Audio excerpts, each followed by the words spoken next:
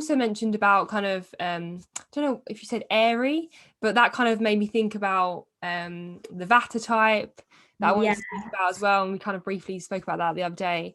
So like Vata is a dosha. That is like an Ayurveda principle, I guess. I don't really know the word.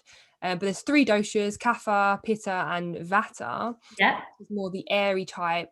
Kapha is it fire? Yeah, I've written it down as fire. And no, Pitta's fire. Pitta's fire, Kapha's earthy, and then Vata's like your air and ether kind of.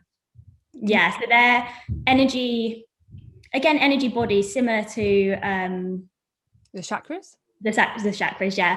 Indian energy bodies, and they represent the elements, like you just said.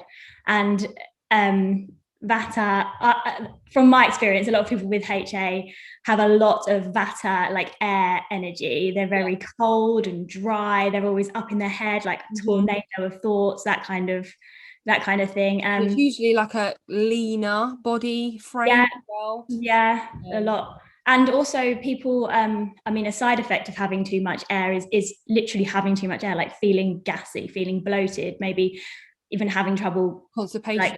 Constipation. So, I mean, when I didn't have a period, I would, because I was probably so strict with certain foods that I was eating, I struggled with bloating so much because my body just wasn't used to digesting proper food, and it was like used to eating really light foods, and then when I'd give it something else, even something quite high in fiber, you're like, oh no, it's awful. Yeah.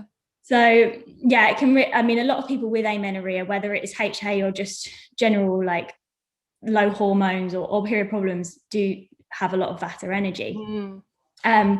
But with that, you just need to kind of look at doing the reverse. So eating grounding foods, like warming foods, warming, spices, and focusing on, slowing down, connecting with the earth. And something I find now, which I didn't know this for a long, long time, but I don't know about you, but when I didn't have a period, I just didn't sleep very well at all. And it was because of a lack of carbohydrates. And I thought it was just because I was in this constant state of anxiety, but I know now from experience and getting my period back and sometimes struggling with not sleeping well, is if I just haven't, I need carbs so bad, like they ground me, they pull me down. If I don't eat enough carbohydrates in the day, like I wake up at 11 p.m. because I go to bed really early, or 2 a.m. or whatever, and I can't switch my brain off. Like it's like a chemical change in my brain if I don't have carbohydrates. So I think I just will always have a lot of Vata energy in me. We're all a mixture of all of them, aren't we? But we are more so one than the others. And you can unbalance at different times. So there was like a stage when I think it was maybe a month or so after getting my period back, I was still really recovering, like eating a lot. I was experiencing extreme hunger.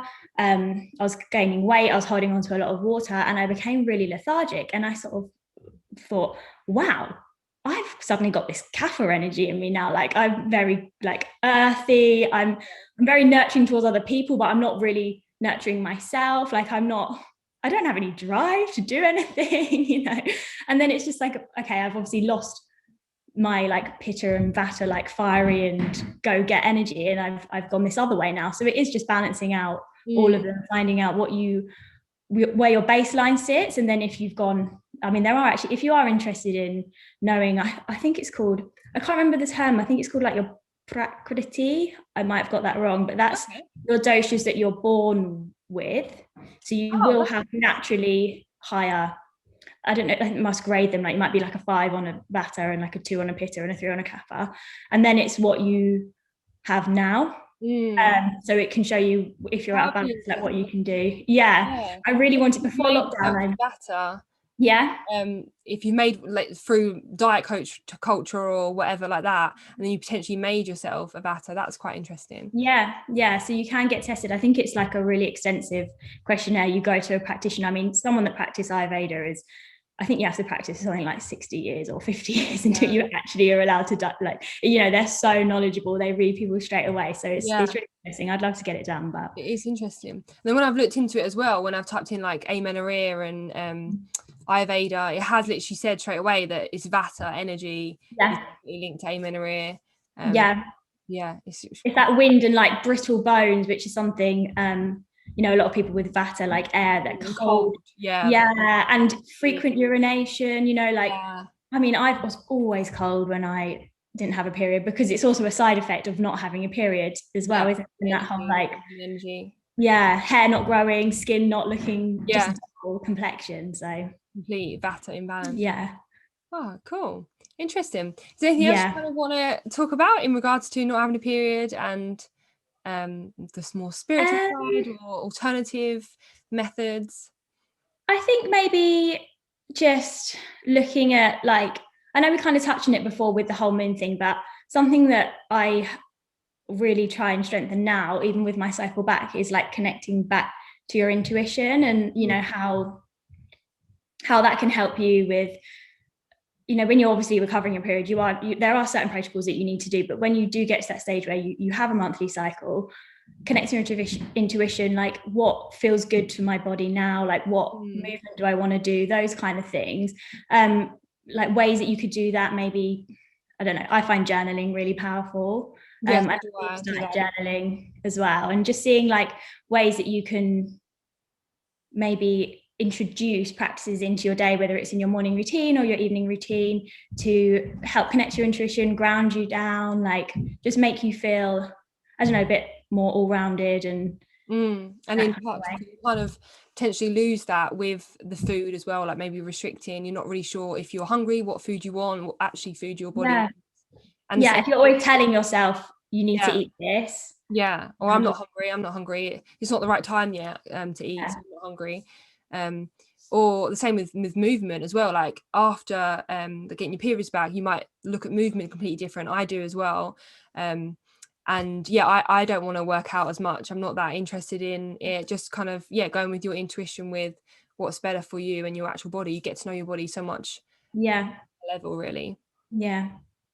So it's definitely something that's worth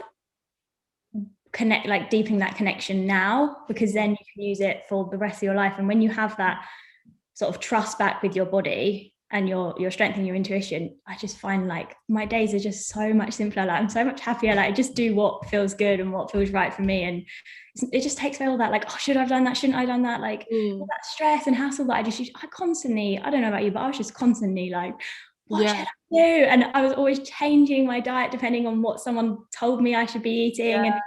And it really made me laugh when you sent me through manifesting generation. You said, you're most likely to be electrocuted, because I was like, do you know what, how right, because just because someone's told me I shouldn't touch that thing, I'm going to go and touch it, because how do I know for me that that's not going to be true? Like, how do I know this diet is going to work for me? Like, you have to try these things. It's a long process. It's never going to happen overnight. But I actually kind of loved my whole journey of getting my period back, because if I'd have got there straight away, I wouldn't have learned all these amazing things. Exactly. And completely, there's so many like benefits to losing your period, and really reframing your mindset, getting closer to your body and how you're syncing. It's completely beneficial, really. I know I have made a new friend. And if you got it back straight away, it wouldn't be the same at all, because I then started looking at alternative things like breathwork and more meditation and things, and I would have probably not ever have done that. So it's definitely really interesting. And also, like we kind of touched upon, is definitely good to sit with yourself and think, why am I not having a period? As in, why am I not letting myself release? Why am I not letting myself flow and relax? And just try and connect to that womb space. 100%. There's I know you did some meditations, and there was some, you can find things online of connecting to your womb during meditation, putting your hand down there, and in your mind's eye, when you close your eye, like do a body scan, see where you maybe get stuck inside your body. Like I was amazed the first time I did meditation, and I was like, oh my God, I can internally see my body with my eyes closed. Like, how does that work? And getting to your womb and then thinking like, visualize releasing it, like a lot of the time say to you as well, like talk to it. Like it will tell you if you get quiet enough and you practice. It's not going to come the first time, but you just keep practicing, sit there for a minute, then 2 minutes, and 5 minutes, like see what you say. And then I always think like of the law of attraction, when what you give out, you get back. And if you wake up every day and you're like, oh, another day I haven't come on my period, like this is just not working for me, it's never going to work. Totally. Yeah, like visualize your period. Visualize your period in your meditation, and wake up and like, how do you feel? Like I'm so relieved, I'm overjoyed, I've got my period back. Even if you haven't, feel that you have, and it will just put you in that. Firstly, it makes the whole thing easier mentally. And it just puts you in that right headspace. Like, I don't think I ever told you this, but my Instagram at the moment is called Hello Tom, but it used to be called Searching for Tom. Okay. I read the law of attraction and I was like, oh, I've got to change my Instagram name, because if I'm always searching for it, I'm never going to find it. Oh yeah, that's good to know. So, it's like, hello, like it's always hello, you're here, so just like what you can do, other things you can do to put you in that. I remember I was visualizing it quite a lot for my meditations, like where I would be when I first get my period and how I would feel and who I would first tell, and I even had like a tear come out of my eye during one of them, because you just have to feel it so deeply, and that's kind of what the law of attraction is, isn't it? Like you feel it and you bring it and attract it into your reality, so that you will never get your period unless you like manifest it and visualize it. But it definitely helps to be in that frame of mind, rather than I'm never going to get my period back, and it's not going to happen for me. That it's not the right vibe to be in. And just setting your body up, like letting it know that it's coming, like this is what it's going to feel like, by the way, body, like this is how amazing it's going to feel. Ready. So come on, bring it on, like we're ready up here. You just got to get that trust back, and certainly. Cool. So, and also just saying about just because I said about the like heat, I don't know why I call them heat pads, hot water bottles, what the hell? Like I'm thinking when you've had your muscle heat pads. Hot water bottles. So as well, if you need to use them like a lot as well, and there's a lot of pain, again, I would sit with myself. Why is there a lot of pain here? Have I not let myself rest that much through this month? What is it trying to tell me? Obviously, there's more of a physical aspect, could be excess estrogen, blah, blah, blah, if it's super heavy. And then there's foods and herbs and tweaks that you can make. But also on an energetic level, why is your body screeching for you to calm down, to listen to it? What have you been neglecting it, etc.? Always speaking to us, exactly. If we've been so long with our minds telling our bodies like how it should feel, and I'm just the whole time the whole time it was our bodies that knew, and like they were just thinking, why aren't you listening to me up there? Like, come on. And also to trust, like you can definitely heal, your body can heal 100%. Never be disheartened. Like everyone's journey is completely different. Of course there are so many things that you can do to speed up that process, but it is completely your own journey, so anything what we're saying now might not resonate, but if it does, then try it. Sure. Cool. I think that's a good way to end then. So thanks for your time, Charlotte, and hopefully we will do another one and catch up. Defo. Thanks.